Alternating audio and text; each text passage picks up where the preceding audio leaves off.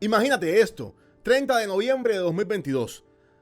Atina Strang, una niña de apenas 7 años, tiene una pequeña discusión con su madrastra. Como castigo, la envía a su cuarto mientras prepara la comida, pero Atina estaba molesta. Así que decide salir un rato al patio para calmarse. Y minutos después, la niña desaparece. Lo primero que piensa es que tal vez está escondida. Luego empieza a buscar desesperadamente por toda la propiedad. Llama a familiares, llama a su padre y finalmente llama a la policía. Pero 2 días después encuentran a Tina sin vida cerca de un río en Texas. Y lo más aterrador de todo es que todo lo que ocurrió quedó grabado dentro del camión de su secuestrador. Bienvenidos al caso de Atina Strang.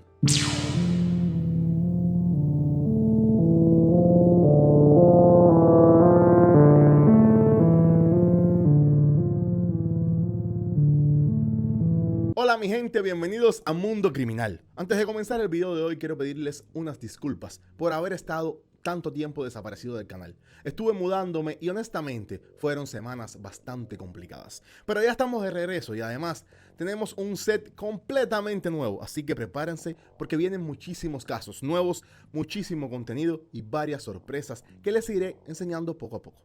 Para los nuevos, mi nombre es Jaydian. Me pueden encontrar en Instagram y TikTok como @soyjaydian. Además pueden encontrarnos en todas nuestras redes como Esto es un Mundo Criminal. Y también en formato podcast en tu plataforma favorita.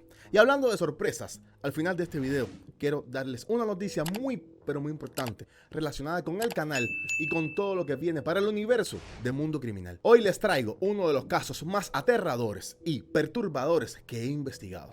Ahora sí, vamos con el caso. Atina Presley Monroe Strang nació el 23 de mayo de 2015 y vivía en una pequeña zona rural llamada Paradise, en el estado de Texas. Y honestamente, todo en la vida de Atina parecía completamente normal. Era una niña alegre, hiperactiva y extremadamente cariñosa. Le encantaban las princesas, Frozen, los unicornios, el color rosado, montar a caballo, trepar árboles y ensuciarse en la naturaleza. Atina vivía junto a su padre Jacob Strang, su madrastra Ashley Strang y 2 menores más en la misma propiedad rural bastante aislada en Paradise, Texas. Sus padres biológicos estaban separados y compartían la custodia, por lo que Atina también pasaba tiempo con su madre, Maitlin Gandhi, quien vivía en Oklahoma. Pero en el año 2022, Maitlin atravesó algunos problemas de salud y Atina terminó mudándose temporalmente con su padre en Texas. Con el tiempo, esa estancia temporal terminó convirtiéndose prácticamente en algo permanente. Atina incluso ya estaba asistiendo a la escuela local en Paradise y según prácticamente todas las personas que la conocían, Atina era una niña que iluminaba cualquier habitación donde estaba. Pero todo cambió el 30 de noviembre del año 2022. Ese día parecía completamente normal. Atina estaba en la casa junto a su madrastra mientras su padre se encontraba afuera en un viaje de cacería. En algún momento de la tarde, Atina y Ashley tuvieron una pequeña discusión.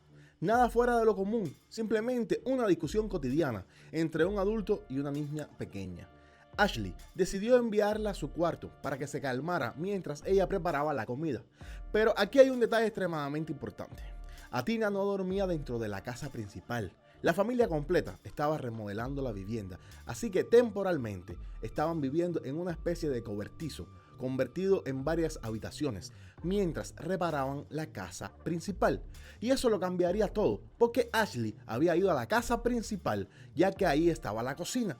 Y mientras preparaba la cena para la familia, Atina decidió salir al exterior.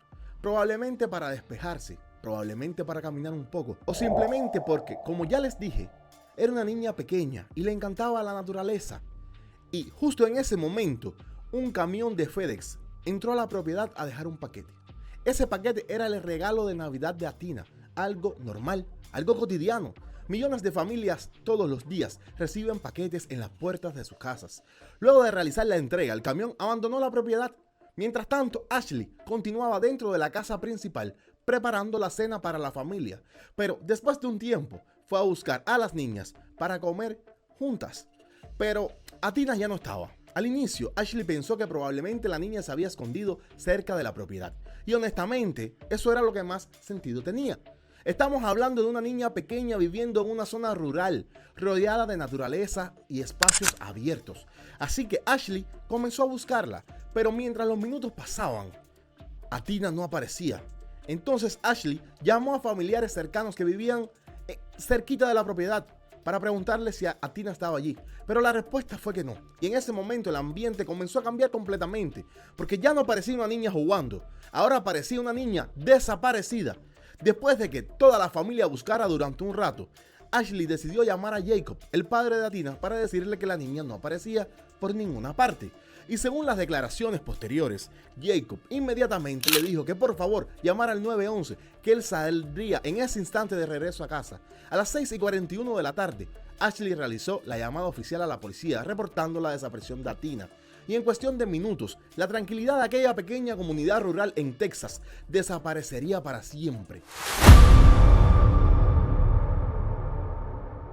La policía llegó rápidamente a la propiedad, aproximadamente 15 minutos después, y comenzó a entrevistar a la familia, mientras equipos de búsqueda empezaban a recorrer los alrededores. Y en medio de toda aquella desesperación, los investigadores comenzaron a preguntarse algo muy importante. ¿Qué había ocurrido diferente aquel día? Porque hasta ese momento nadie había visto a Athena salir de la propiedad por su cuenta. No había señales de que hubiera escapado.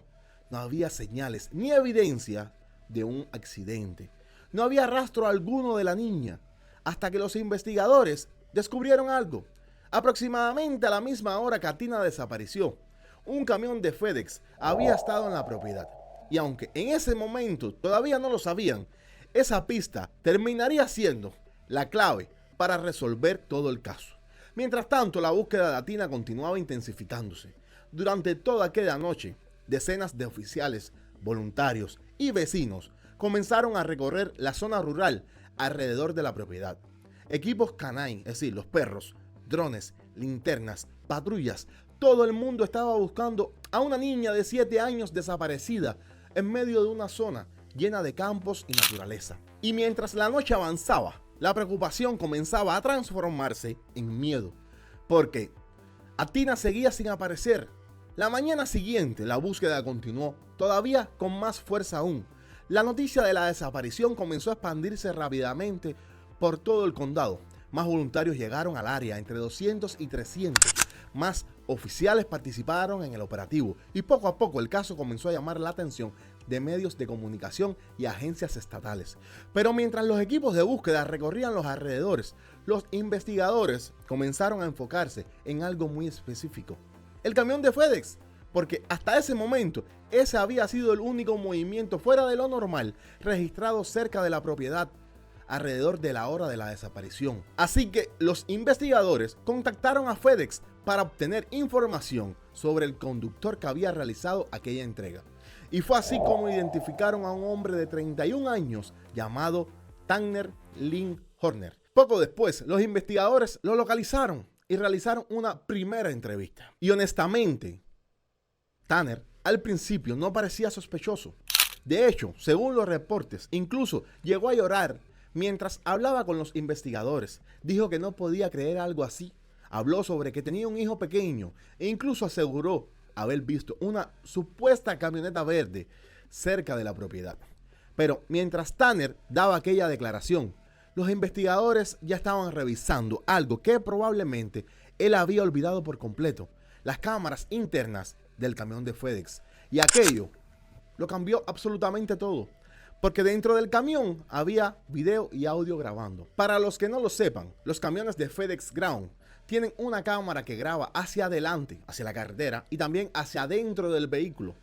Graban audio y video todo el tiempo. Hola, si te está gustando el video, quiero pedirte por favor que dejes un like, un comentario, que te suscribas al canal.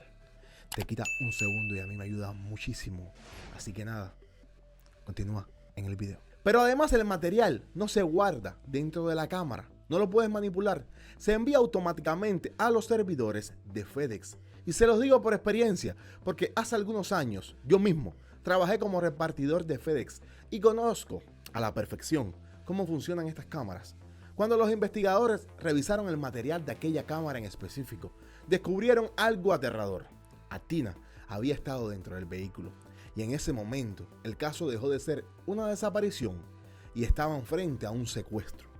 Poco después, los investigadores volvieron a interrogar a Tanner, pero esta vez ya tenían las pruebas y eventualmente Tanner terminó confesando. Aunque intentó justificar lo ocurrido diciendo que todo había comenzado por un supuesto accidente. Según él, accidentalmente había golpeado a Tina con el camión y entró en pánico. Pero honestamente, muchísimas personas, incluyendo los investigadores, nunca terminaron de creer en ese momento esa versión.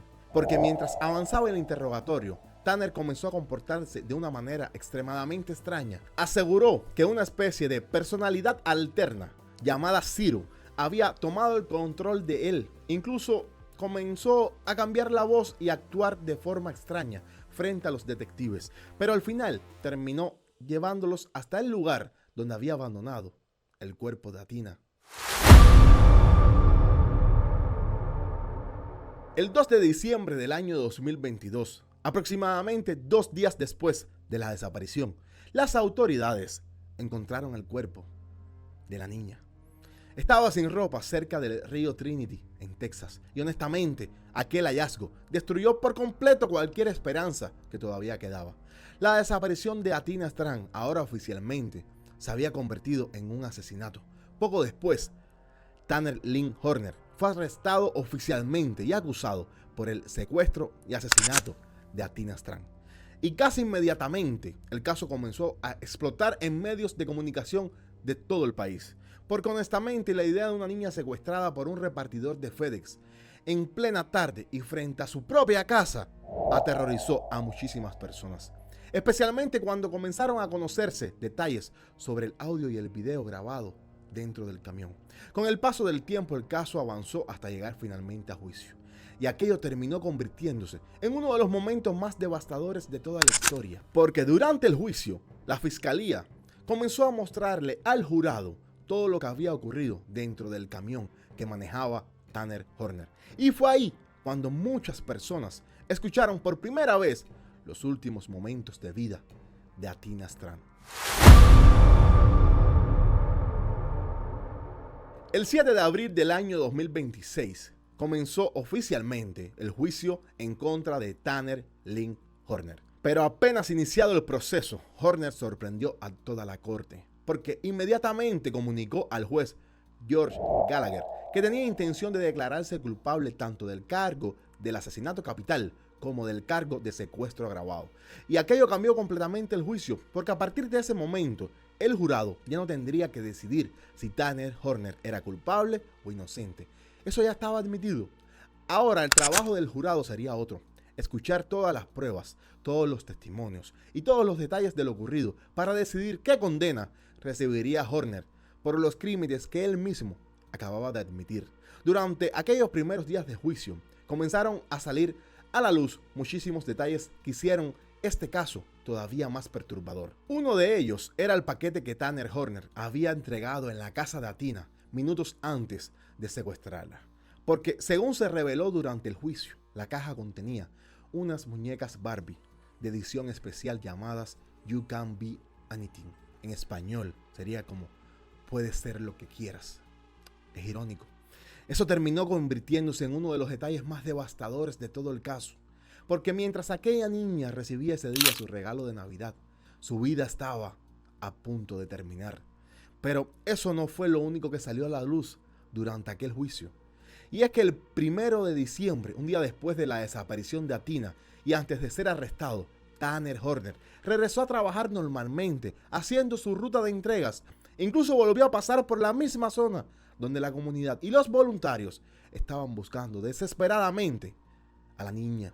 Según los testimonios y videos mostrados durante el juicio, aproximadamente a las 10 de la mañana, Tanner llegó manejando el camión mientras había grupos de búsqueda por toda la carretera.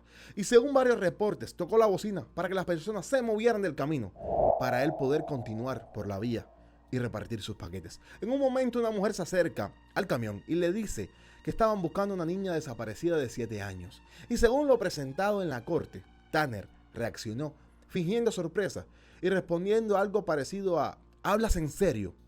Y saber que para ese momento él ya sabía exactamente dónde estaba Athena lo que él había hecho hace que aquella escena sea todavía más escalofriante.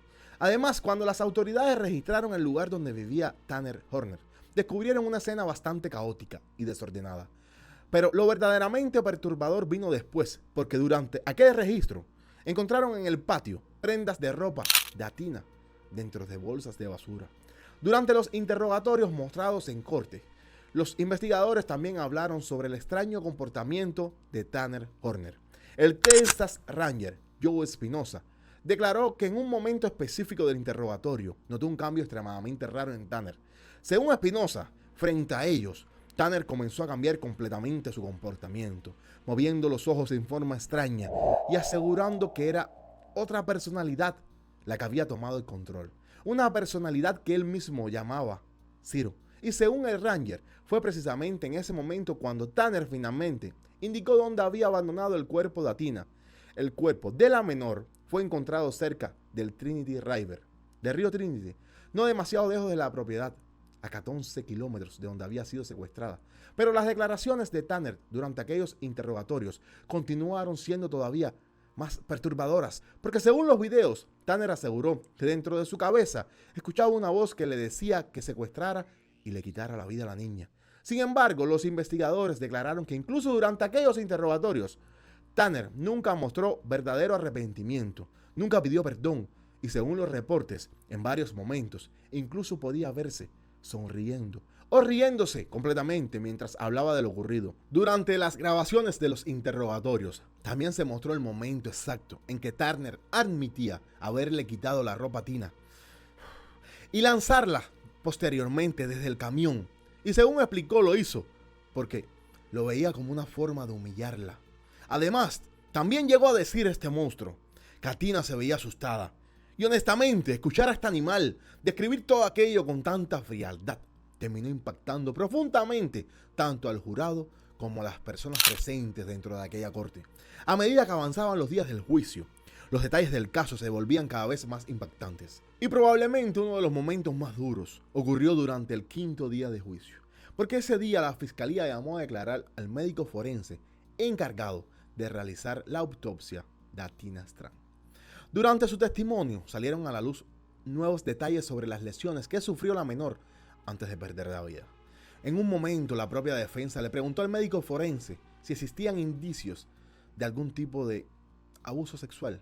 Y la respuesta impactó profundamente a la corte, porque el médico forense indicó que sí existían señales compatibles con algún tipo de abuso, ya que se había encontrado ADN de Tanner Horner en las partes íntimas de la niña y en otros lugares de su cuerpo. Además, el médico explicó que la menor sufrió múltiples golpes que provocaron sangrado interno en el área de la cabeza, además de otras lesiones importantes en distintas partes del cuerpo.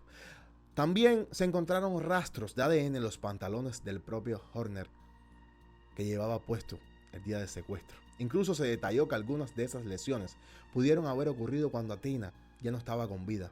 Probablemente uno de los momentos más devastadores vino después, porque la fiscalía le preguntó directamente al médico forense si Athena había sufrido durante el ataque. Y el médico respondió sin titubear que sí. Además confirmó que Athena había sido asfixiada y estrangulada después de haber sido golpeada. Y honestamente aquella declaración terminó destruyendo por completo la versión inicial de Tanner sobre el supuesto accidente con el camión. Porque según el propio médico forense, no hay evidencia existente de que Athena hubiera sido golpeada por un vehículo. Es decir, la teoría que él inventó del accidente no coincide con las lesiones encontradas en el cuerpo de la menor. Pero eso no fue lo único que salió a la luz durante aquellos días, porque se mostraron también varias cartas escritas por el propio Tanner desde prisión. En algunas de ellas pedía perdón a la familia de Athena, pero en otras, sus versiones de lo ocurrido seguían cambiando constantemente. En una de aquellas cartas, por ejemplo, Tanner aseguró que un hombre armado apareció cerca de la propiedad y lo obligó bajo amenaza a secuestrar a la menor y a entregarla en otro lugar. Además, en varias de aquellas cartas, Tanner hablaba sobre un supuesto colapso mental y cambios extraños en su comportamiento antes del crimen. Y precisamente por eso la defensa intentaba presentar a Tanner Horner como una persona con graves problemas psicológicos, buscando convencer al jurado de que no merecía recibir la pena de muerte. Por otra parte, durante el juicio también testificaron dos mujeres cuyas identidades permanecieron protegidas. Ambas aseguraron que Tanner había tenido conductas inapropiadas y agresivas con ellas cuando tenían apenas 16 años. Según una de las jóvenes, Horner incluso le pedía que dijera que tenía 18 años cuando su familia preguntaba su edad, mientras que la segunda mujer aseguró haber vivido situaciones similares con él. Durante el contrainterrogatorio, la defensa cuestionó las circunstancias en las que ocurrieron aquellos hechos, mencionando que en ambos casos había existido consumo de alcohol. Yo tengo una pregunta. ¿En serio esa es tu excusa? ¿Que abusaste de una menor porque estabas borracho? Porque para los que no lo saben, la edad de consentimiento en Texas es 17 años. Sin embargo, las dos mujeres sostuvieron que en múltiples ocasiones dejaron claro que no querían mantener relaciones con Tanner. Aquellos testimonios terminaron empeorando todavía más la imagen que el jurado ya tenía sobre este monstruo. Pero probablemente uno de los días más devastadores del juicio ocurrió cuando Maitlin Gandhi, la madre de Atina, subió al estrado. Su testimonio destruyó emocionalmente a muchísimas personas dentro de la corte. Maitlin declaró que las orejas de la niña habían quedado gravemente dañadas después del ataque. También explicó que tuvo que maquillar el cuello y la cara de la menor para cubrir las marcas antes del funeral de la niña. Además contó que le compró uno de los trajes que más le gustaban a Tina para despedirse de ella. Y según dijo, intentó maquillar todo y hacer todo aquello para que Jacob Strang, el padre de la niña, no viera el verdadero estado en que había quedado su hija. Pero eso no fue todo, porque durante su declaración, Maitlin también le pidió directamente a Tanner Horner que dijera la verdad sobre algo que nunca apareció: la camisa que llevaba a Tina, esa prenda que jamás fue encontrada por los investigadores.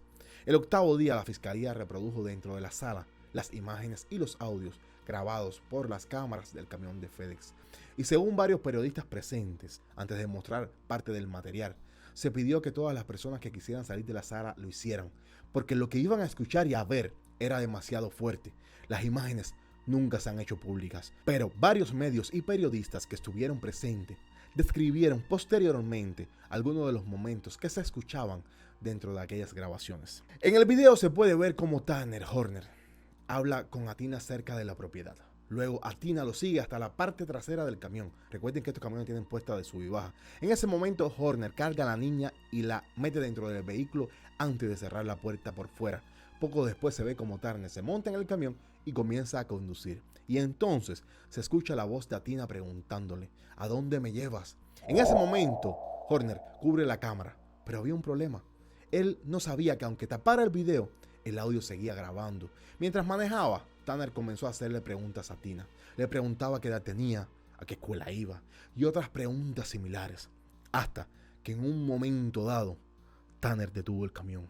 Y según lo presentado durante el juicio, le dijo a Tina que iban a pasar un rato. Después de eso, Tanner le ordenó a la niña que se quitara la camisa. Y poco después comenzó a escucharse a Tina llorando y preguntándole por qué le estaba haciendo eso a ella.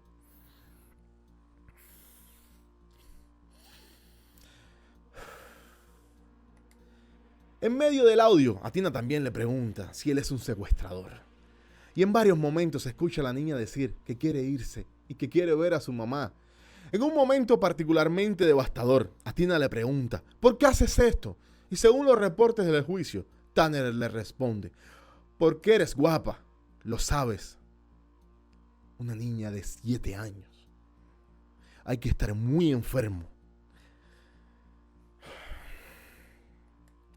Luego, Atina, una niña de 7 años, intenta razonar con este monstruo diciendo: mi mamá dice que yo no le puedo hacerle esto a nadie, así que tú tampoco me lo deberías poder hacer a mí.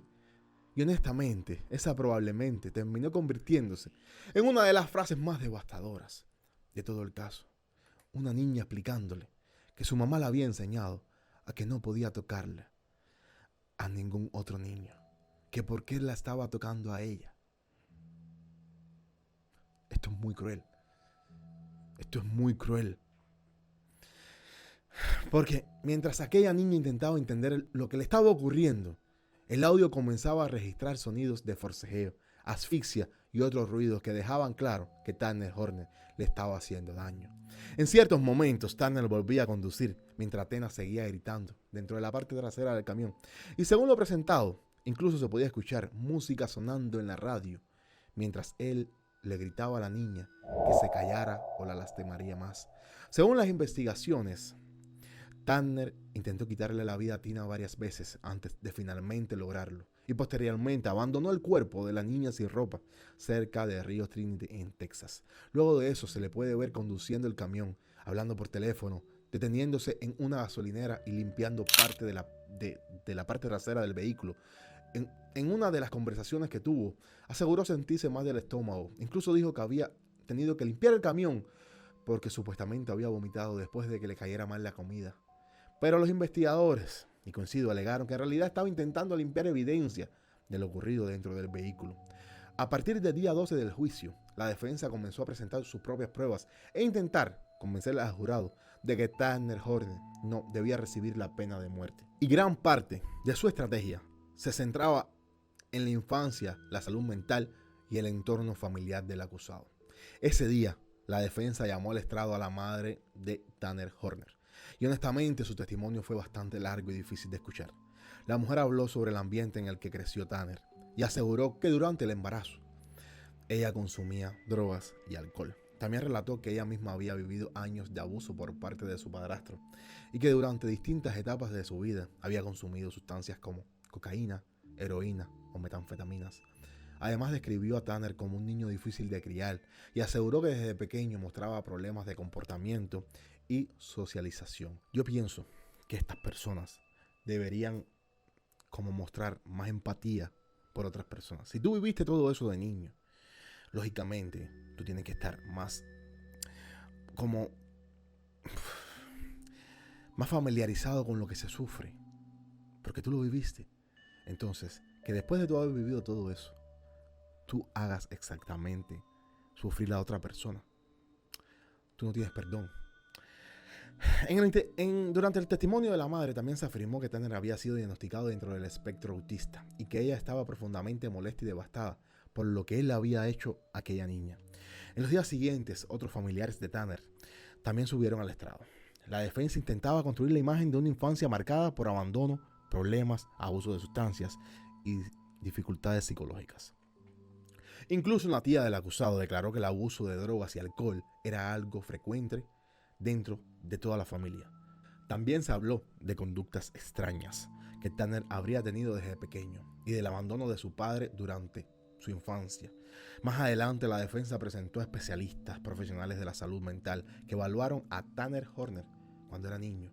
También testificó una terapeuta de él desde su infancia y aseguró haberlo diagnosticado en su momento dentro del espectro autista. Según explicó, desde pequeño tenía dificultades relacionándose con otros niños y algunos problemas importantes de comunicación y comportamiento. La terapeuta aseguró que incluso había recomendado atención psiquiátrica desde temprana edad. También hubieron otros especialistas y uno de ellos le explicó al jurado que Tanner podía aprender y comprender muchas cosas, pero que tenía dificultades organizando ideas, emociones y eventos en un orden cronológico. Y honestamente, durante todos aquellos días, la estrategia de la defensa parecía enfocarse en una sola idea: convencer al jurado de que Tanner tenía limitaciones mentales. Una cosa querían lograr: evitar la pena de muerte. Pero todos los testimonios no terminaron ayudando a la defensa. En un momento dado, se subió al estrado el pastor de la iglesia a donde Tanner asistía. Durante el interrogatorio, la fiscalía le preguntó al pastor por qué había protegido y ayudado a Tanner después de saber lo que había hecho. El hombre no supo cómo responder. Se sintió muy incómodo ese momento y finalmente terminó explicando que él solo intentó ayudarlo espiritualmente a enfrentar y entender lo que había hecho. Cosas que yo nunca voy a entender de las iglesias. Mientras tanto, la defensa seguía R con los problemas mentales y llegó a decir que él no sabía diferenciar el bien del mal. Pero el día 18 de julio la defensa subió a la abuela de Tanner Horner, intentando con esta ya demostrar todo. Durante el testimonio, la señora habló sobre la infancia de Tanner. Aseguró que Tanner toda su vida había recibido maltrato, había tenido problemas con familiares, había tenido distintas condiciones de salud, salió a relucir comportamientos de consumo de droga de muy niño también, ella lo dijo. Y ni con eso, ni con la pobre abuela de este hombre, que yo la entiendo, está defendiendo, ella cree que su nieto está enfermo mental. De eso ha vivido tal vez convencida toda su vida, pero no es así. Bueno, ese día salió a relucir algo que yo no sé cómo los investigadores descubrieron. Porque Tanner llegó a mantener relaciones sexuales con su prometida durante una visita a la prisión, porque él decía que así quería demostrarse a sí mismo que no sentía atracción por los menores. Esto es absurdo a niveles que no quiero mencionar, porque así no demuestran las cosas. El último día del juicio subió al estrado la psicóloga forense que pasó múltiples horas entrevistando y evaluando a Tanner Horner mientras estaba detenido. La especialista reconoció que Tanner sí presentaba varias condiciones relacionadas con el aspecto autista y otros problemas de desarrollo cognitivo, pero también dejó claro, y extremadamente claro, que según su evaluación, Tanner sí entendía perfectamente la diferencia entre lo que estaba bien y lo que estaba mal. Y aquello terminó siendo el último clavo en el ataúd de la defensa. Hey, si llegaste a esta parte del video, quiero pedirte por favor que te suscribas, me dejes un like y un comentario con lo que te está pareciendo esta historia y con el próximo caso que quieres que traigamos acá al canal. Nada, te molestaba solo para eso. Sigue viendo. Las acciones de Tanner después del crimen demostraban planificación, demostraban conciencia, demostraban que que sabía exactamente lo que había hecho, especialmente cuando intentó limpiar el camión y justificarlo diciendo que había vomitado por sentirse enfermo, o cuando intentó desaparecer la ropa de Atina para eliminar la evidencia, porque para los fiscales todo eso demostraba que Tanner entendía perfectamente las consecuencias de los actos y estaba intentando ocultar las pruebas. Pero probablemente la parte más devastadora de todo el juicio llegó cuando Jacob Strang, el padre de Atina, habló sobre cómo aquel crimen destruyó completamente su vida. Estamos hablando de un hombre que después de perder a su hija, lo perdió prácticamente todo. Según sus propias palabras, perdió más de 20 kilos. Dejó de comer totalmente, se refugió en el alcohol y eventualmente su matrimonio también terminó colapsando bajo el peso de la tragedia y la culpa que le sentía.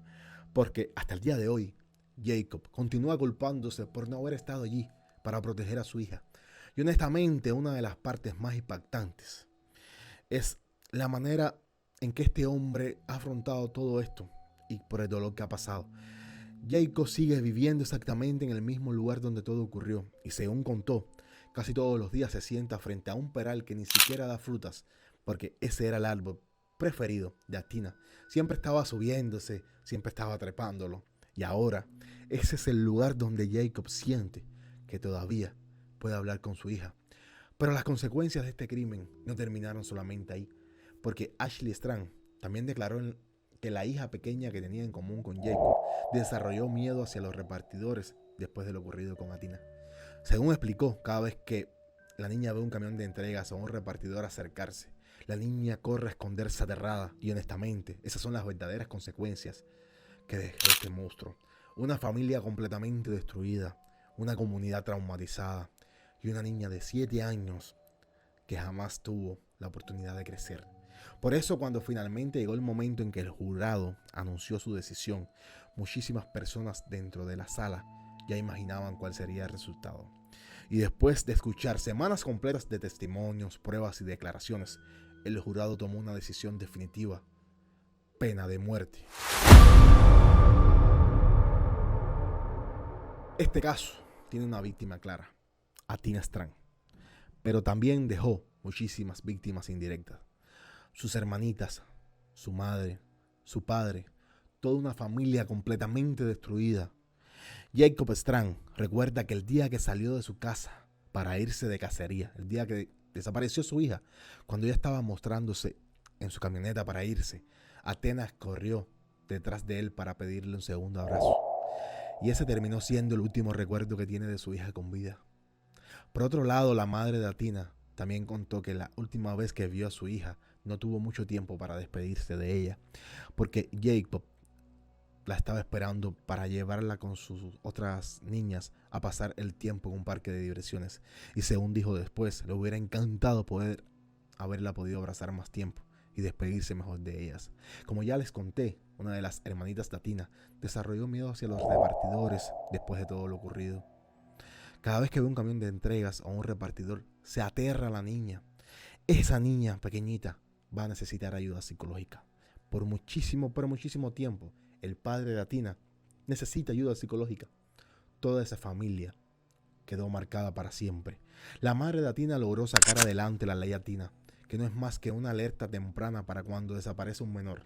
Por ejemplo, la alerta Amber necesita confirmación de secuestro y datos para emitirse. La alerta Athena va a ser o es una alerta local que simplemente con la sospecha ya se va a poder mandar, porque cada segundo en este tipo de casos cuenta para encontrar con vida a un menor. Y hay algo sobre este caso que honestamente me molestó muchísimo, porque después de que el jurado decidió darle la pena de muerte a Tanner Horner, muchas personas comenzaron a decir que aquello era demasiado. Muchísima gente salió con el discurso moral de que ¿quiénes somos nosotros para quitar una vida? O nadie merece morir. Díganselo a Tina. Y yo voy a ser completamente claro con mi postura. No hay nada que me provoque más rechazo en este mundo que las personas que le hacen daño a menores de edad. Y honestamente, si viviéramos en una sociedad donde estos monstruos fueran enviados a prisión a sufrir realmente las consecuencias de lo que hicieron, trabajos forzados, aislamiento real, condiciones durísimas, yo podría apoyar perfectamente la cadena perpetua. Pero no es así. Porque al final muchas veces terminan pasando décadas enteras viviendo mantenidos por el sistema. Y sí, privados de la libertad, pero aún vivos, aún respirando, aún existiendo, mientras familias enteras quedan destruidas para siempre. Así, yo personalmente estoy a favor de la pena en casos tan monstruosos como este. Especialmente cuando incluso los especialistas que evaluaron a Tanner dejaron claro que entendía perfectamente la diferencia entre el bien y el mal. Él sabía lo que estaba haciendo. Muchísima gente, y yo incluido, creemos que toda aquella historia de Ciro y las voces no son más que un intento desesperado de evitar las consecuencias. Y algo que me molestó muchísimo fue ver cómo parte de la conversación pública comenzó a enfocarse más en defender la vida de este monstruo que en recordar a Athena. Yo no estoy de acuerdo con eso.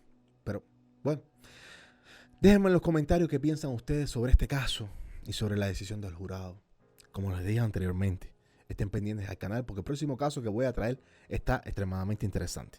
De hecho, quiero agradecerle a StarBlue6449 este comentario que está acá, porque me recomendó investigar el caso de Max Detreux, otro monstruo preso por abusar y asesinar menores que hace un par de años se le encontraron en su celda cientos de fotos con contenido infantil. Digámoslo así para que YouTube no se ponga bravo. Y sí, ese probablemente será el próximo video del canal. Así que si ustedes quieren que investigue algún caso en específico, déjenmelo aquí abajo en los comentarios. Porque muchos de los casos que terminan llegando al canal salen directamente de recomendaciones de ustedes.